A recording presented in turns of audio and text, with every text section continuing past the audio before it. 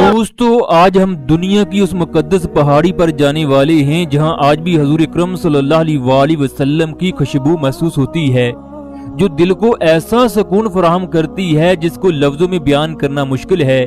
یہ جگہ پہنچ کر انسان کی کیفیت بدل جاتی ہے اور اللہ اکبر کی صدائیں بلند ہو جاتی ہیں۔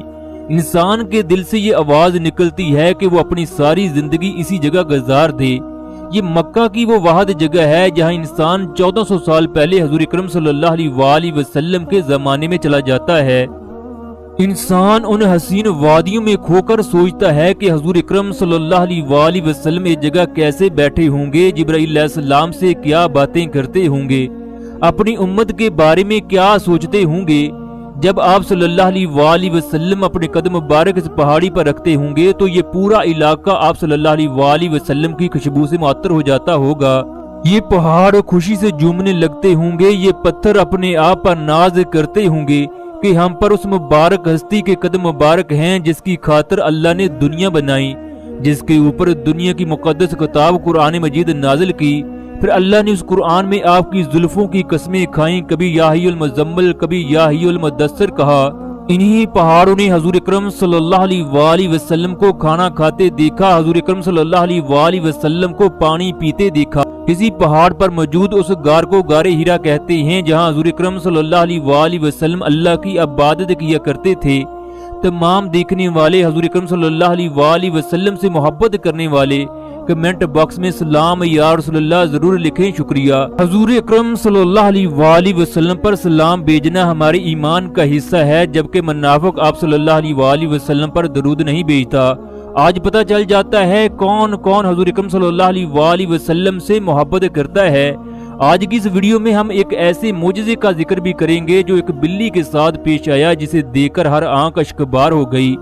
دوستو، یہ وہی پہاڑ ہے جہاں حضرت خدیجہ حضور اکرم صلی اللہ علیہ وسلم کے لیے کھانا لے کر آتی تھیں۔ یہ وہی پہاڑ ہے جہاں حضرت جبرائیل علیہ السلام وہی لے کر آئے۔ یہ دنیا کا وہ واحد پہاڑ ہے جہاں حضور اکرم صلی اللہ علیہ وسلم عبادت کے لیے آتے تھے۔ آپ لوگ اس پہاڑ کو حضور کی پہلی عبادت گاہ بھی کہہ سکتے ہیں۔ غار ہیرا مکہ کے پہاڑ جبل نور میں واقع ہے۔ یہ چھوٹا سا غار ہے جس کے اندر صرف 2 لوگ بیٹھ سکتے ہیں۔ حضور اکرم صلی اللہ علیہ وسلم کے زمانے میں پورے مکہ میں بتوں کی عبادت ہوتی تھی۔ ہر قبیلے نے اپنا علیحدہ بت بنا رکھا تھا۔ مکہ کا اخلاقی نظام انتہائی کمزور تھا۔ جھوٹ بولنا، ایک دوسرے کا حق کھانا، کمزور پر ظلم کرنا ان کے لیے معمولی کام تھے۔ حضور اکرم صلی اللہ علیہ وسلم ان تمام کاموں کو ناپسند کرتے۔ آپ مکہ کو چھوڑ کر پہاڑوں کی جانب آ جاتے۔ اسی جگہ پہنچ کر آپ صلی اللہ علیہ وسلم کئی گھنٹے اللہ کی قدرت پر غور و فکر کرتے۔ حضرت خدیجہ آپ کا ساتھ دیتی، کھانے پینے کی چیزیں لے کر آتی۔ آج کے اس دور میں پہاڑ پر چڑھنا انتہائی مشکل ہے، اس وقت تو سیڑھیاں بھی موجود نہ تھیں۔ قربان جاؤں حضرت اما خدیجہ اور حضور اکرم صلی اللہ علیہ وسلم کی محبت پر۔ دوستو، اسی پہاڑ پر قرآن مجید کی پہلی آیات نازل ہوئی۔ اسی پہاڑ پر فرشتے نے کہا، پڑھیے اپنے رب کے نام سے جس نے انسان کو جمے ہوئے خون سے پیدا کیا، پڑھیے تمہارا رب بڑا کریم ہے۔ غار ہیرا وہ پہاڑ ہے جہاں سے اسلام کا آغاز ہوا، جہاں سے دنیا کی قسمت بدلی، دنیا نے اچھے اور برے کے بارے میں جانا۔ مکہ میں انتہائی گرمی ہوتی ہے مگر پہاڑ کے اوپر جا کر موسم زبردست ہو جاتا ہے۔ غار کے اندر نہ ہی گرمی اور نہ ہی سردی ہوتی ہے۔ حالانکہ یہ غار گہری نہیں بلکہ ایک خیمے کی شکل میں ہے۔ اس غار کے اندر ایک وقت میں ایک ہی آدمی نماز پڑھ سکتا ہے، جبکہ دوسرے آدمی کو انتظار کرنا پڑتا ہے۔ اس غار کے اندر 1400 سال کا عرصہ گزر جانے کے باوجود ایسی مہک آتی ہے جس کا دنیا کے مہنگے سے مہنگے پرفیوم اور عطر بھی مقابلہ نہیں کر سکتے۔ حدیث میں ہے صحابہ کرام کو حضور اکرم صلی اللہ علیہ وسلم کی خوشبو سے پتہ چل جاتا کہ آپ کا گزر کس علاقے سے ہوا یا آپ کس راستے سے گزرے۔ کئی صحابہ آپ کے پسینے کو عطر کی جگہ پر استعمال کرتے۔ وہ بتاتے ہیں ان کے کپڑے پھٹ گئے مگر حضور اکرم صلی اللہ علیہ وسلم کی خوشبو ان کپڑوں سے ختم نہ ہوئی۔ حضور اکرم صلی اللہ علیہ وسلم کی عمر جب 40 سال کے قریب ہوئی تو آپ کو اللہ کی جانب سے سچے خواب دکھائی دینے لگے۔ حضور صلی اللہ علیہ وسلم رات کو جو خواب دیکھتے اگلے دن وہی خواب حقیقت بن جاتا۔ جب آپ تنہا ہوتے تو فرشتوں کی آوازیں آپ کو سنائی دیتی۔ آپ کو ایسا محسوس ہوتا جیسے کوئی آپ کے ساتھ چل رہا ہو۔ اس زمانے میں حضور اکرم صلی اللہ علیہ وسلم 3 دن تک غار ہرا میں قیام کرتے۔ آپ غور و فکر کرتے کہ یہ دنیا کیوں بنائی گئی، اس دنیا کو بنانے کا کوئی نہ کوئی مقصد ہے۔ حضور اکرم صلی اللہ علیہ وسلم جب یہ جگہ عبادت کیا کرتے تھے، اس وقت یہ پہاڑ مکہ سے 5 کلومیٹر کے فاصلے پر موجود تھا۔ دوستو، آج یہ پہاڑ شہر کے اندر واقع ہے۔ جب حضور اکرم صلی اللہ علیہ وسلم کے پاس کھانے پینے کی چیزیں ختم ہو جاتی تو آپ واپس گھر تشریف لے جاتے۔ اسی طرح ایک دن حضور اکرم صلی اللہ علیہ وسلم اللہ کی عبادت میں مصروف تھے کہ آسمان سے جبرائیل فرشتہ آیا۔ فرشتے نے حضور اکرم صلی اللہ علیہ وسلم سے کہا، اے محمد، بشارت قبول کریں، آپ اللہ کے سچے رسول ہیں، جبکہ میں آسمان سے آیا ہوا جبرائیل فرشتہ ہوں۔ دوستو، یہ وہ پہلا پیغام تھا جو اللہ کی طرف سے نازل کیا گیا۔ جبرائیل فرشتہ اپنی اصلی حالت میں آیا تھا، جس کی وجہ سے آپ اسے دیکھ کر سہم گئے۔ ایک نبی کے سوا کوئی بھی فرشتے کو دیکھنے کی جرت نہیں کر سکتا۔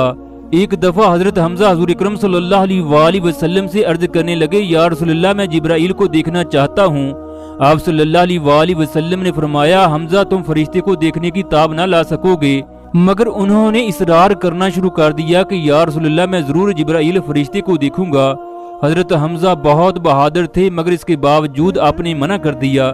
جب زیادہ اصرار کیا تو جبرائیل نے حضور اکرم صلی اللہ علیہ وسلم کے کہنے پر اپنے تھوڑے سے پر حضرت حمزہ کو دکھائے تو حضرت حمزہ تاب نہ لا سکے اور بے ہوش ہو کر زمین پر گر پڑے۔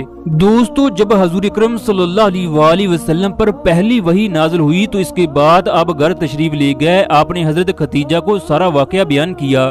وہ آپ کو ورقہ بن نوفل کے پاس لے کر گئیں۔ اس نے کہا، جو آپ کے پاس پیغام لے کر آیا ہے وہ جبرائیل فرشتہ ہے، یہی فرشتہ حضرت موسیٰ علیہ السلام کے پاس آیا کرتا تھا۔ آپ اللہ کے سچے نبی ہیں، آپ کی قوم آپ کو جٹلائے گی، آپ کو طرح طرح کی تکالیف دے گی، یہاں تک کہ آپ کو مجبور ہو کر یہ شہر چھوڑنا پڑے گا۔ اگر میری زندگی میں وہ دن آیا تو میں اللہ کے دین کی خاطر آپ کی ضرور مدد کروں گا۔ کہتے ہیں اس کے کچھ دن بعد ورقہ بن نوفل کا انتقال ہو گیا۔ دوستو، اب ہم بلی کی اس معجزے کا ذکر کرتے ہیں جسے سن کر آپ کی آنکھوں سے آنسو جاری ہو جائیں گے۔